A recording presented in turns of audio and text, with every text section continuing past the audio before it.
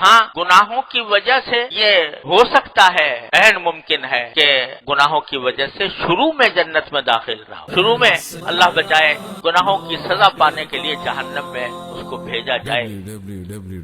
اور جہنم ایسی چیز ہے کہ اس کا ایک لمحہ بھی ہم جیسے آدمیوں کے لیے قابل برداشت نہیں، چند لمحوں کے لیے بھی اگر چلا جائے بندہ دوزخ میں، اللہ بچائے، اللہ تعالیٰ ہر ایک مومن کی حفاظت فرمائے، تو وہ بھی قابل برداشت نہیں۔ اللہ تبارک و تعالیٰ تو یہ چاہتے ہیں، اور نبی کریم سرور عالم صلی اللہ علیہ وسلم یہ چاہتے ہیں کہ میرے بندے اور میرے امتی، رسول کریم صلی اللہ علیہ وسلم کے امتی، وہ سیدھے جنت میں جائیں، کسی کو جہنم میں جانے کی ضرورت پیش نہ آئے۔ اس واسطے نبی کریم سرور عالم صلی اللہ علیہ وسلم فرماتے ہیں کہ میری مثال ایسی ہے جیسے کسی نے کوئی آگ جلائی،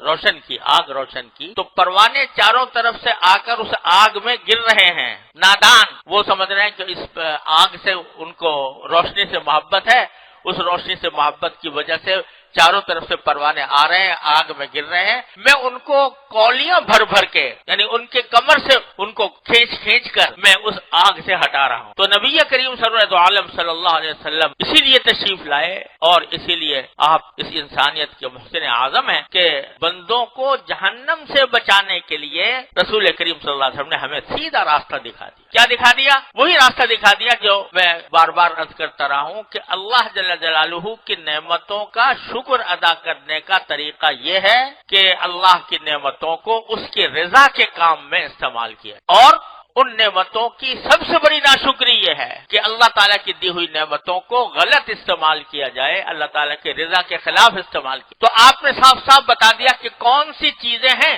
جو بندے کو لے جانے والی ہے جہنم کی طرف، تو ان کو کھول کر بتا دیے، یہ چیز گناہ ہے، یہ چیز گناہ ہے، یہ چیز گناہ ہے، اس سے اپنے آپ کو بچاؤ، اس سے اپنے آپ کو بچاؤ۔ وہ جو فرمایا کہ کولیاں بھر بھر کے میں بچا رہا ہوں، تو وہ گناہوں سے بچانا، اور بتا دیا، واضح کر دیا نبی کریم سرور عالم صلی اللہ علیہ وسلم نے کہ تمہارے دو دشمن ہیں، ایک شیطان اور ایک انسان کا خود اپنا نفس۔ شیطان جو ہے وہ اللہ تعالیٰ نے جب انسان کو پیدا کیا تو ساتھ ہی شیطان کو بھی پیدا کیا، اور انسان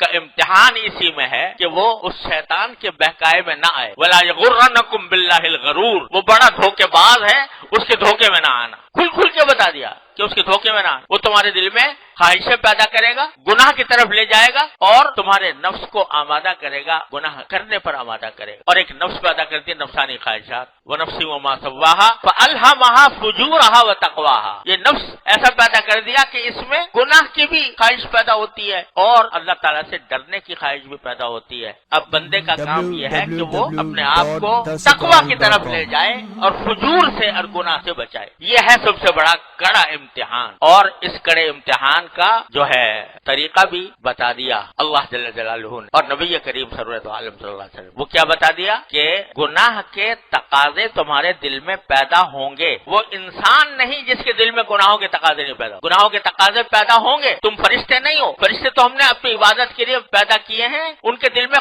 گناہ کا وسوسہ بھی نہیں آتا۔ تمہیں پیدا کیا ہے اس طرح کہ تمہارے دل میں تقاضے گناہ کے بھی پیدا ہوں گے، لیکن بس تمہارا امتحان یہ ہے کہ اس گناہ کے تقاضے کو زبردستی دباؤ، زبردستی کچلو، اس کو کچل کر پھر جب تم ان کو کچلو گے تو اس کے کچلنے سے اللہ تبارک و تعالیٰ کا قرب حاصل ہوگا، اللہ جل جلالہ کے تم محبوب بنو گے۔ تو دو راستے ہیں، ایک شیطان کا، ایک رہبان کا۔ شیطان کا راستہ ہے اپنے نفسانی خواہشات کے پیچھے چلنا، جو دل میں آ رہا ہے وہ کر گزرنا، اور دل جو گناہ کا خیال آ رہا ہے وہ اس کے اوپر عمل کر لینا، یہ شیطان کا راستہ۔ اور رحمان کا راستہ یہ ہے کہ ان گناہوں کی خواہشوں کو کچلو، یہ پیدا اس لیے کی گئی ہے کچلنے کے لیے، ان کو پیدا اس لیے کیا گیا ہے کہ ان کو کچلا جائے زبردستی، اور اسی کا نام مجاہدہ ہے۔ یا ایھا الذین آمنوا جاہدوا فی اللہ حق جہادہ الذین جاہدوا فینا لنہدینہم سبلنا یا ایھا الذین آمنوا اتقوا اللہ وابتغوا الیہ الوسیلہ وجاہدوا فی سبیلہ، یہ مجاہدہ ہے۔ اور اسی مجاہدے کو اگر کہا جائے تو اس کو دوسرے الفاظ میں صبر کہتے، قرآن کریم کی اصطلاح میں صبر کہتے۔ وہاں جو جنت عطا ہوگی تو اس کے بارے میں قرآن کریم فرمایا کہ بما صبروا، کہ ان کو جو جنت کی نعمتیں دی جا رہی ہیں یہ صبر کے بدلے میں دی جا رہی، جو انہوں نے صبر کیا دنیا میں۔ صبر کیا کیا کہ داعیہ پیدا ہو رہا تھا، گناہ کا پیدا ہو رہا تھا، لیکن انہوں نے زبردستی اپنے آپ کو اس سے گناہ سے روکا، صبر سے کام لیا، اور صبر سے کام لے کر گناہ سے رک کر باز آ گئے گناہ سے، تو یہ صبر ایسی صفت ہے کہ فرمایا جب داخل ہوں گے جنت میں تو کیا کہیں گے؟ سلام علیکم بما صبر، تمہارے پر سلامتی ہے، کیوں ہے؟ اس لیے کہ تم نے صبر سے کام لیا۔ صبر کیا ہے؟ کہ اپنے نفسانی خواہشات جو گناہ کی طرف لے جا رہی ہیں ان کو زبردستی کچلے انسان، یہ پیدا ہی اس لیے کی گئی کہ ان کو کچلا جائے۔